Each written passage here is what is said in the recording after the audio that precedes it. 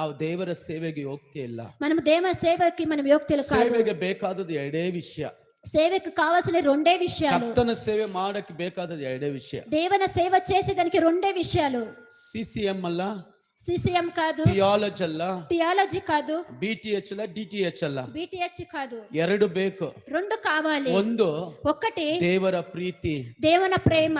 ಎರಡನೇದು రెండేది ತಾಳ್ಮೆಯಿಂದ ಇರುವಂತದ್ದು. తాಳ್ಮೆని ఇంకా ಈ ఉండేది. ಎರಡು ಕಾರ್ಯ ನಮ್ಮಲ್ಲಿ ಇದ್ರೆ ఈ రెండు కార్యాలు మన లోపల ದೇವರು ఉంటే ಅಪೊಸ್ತಲನಾದ ಪೌಲನ ಹಾಗೆ ನಮ್ಮನ್ನು ಉಪಯೋಗಿಸ್ತಾರೆ. అపోస్తల పౌలలాగా మనల్ని దేవుడు ఉపయోగిస్తారు. ಹೆಚ್ಚಿಸಿಕೊಳ್ಳಬಹುದಾಗಿತ್ತು, అతడు హెచ్చించుకునేదాగానే ఉండే. ತನ್ನನ್ನು ಹೆಚ್ಚಿಸಿಕೊಳ್ಳಬಹುದಾಗಿತ್ತು, అతనిని ತನ್ನನ್ನು ಹೊಗಳಿಕೊಳ್ಳಬಹುದಾಗಿತ್ತು. అతనిని ಹೊಗಳಿంచుకోవచ్చునైతే. ಅಪೊಸ್ತಲನು ಬಲವಾದ ಸೇವೆಯನ್ನು ಮಾಡಿದನು. అపోస్తలుల వాడుతాడు బలమైన సేవ చేశాడు. ಎಲ್ಲರಿಗಿಂತ ಅಧಿಕವಾಗಿ ಕಷ್ಟಪಟ್ಟನು.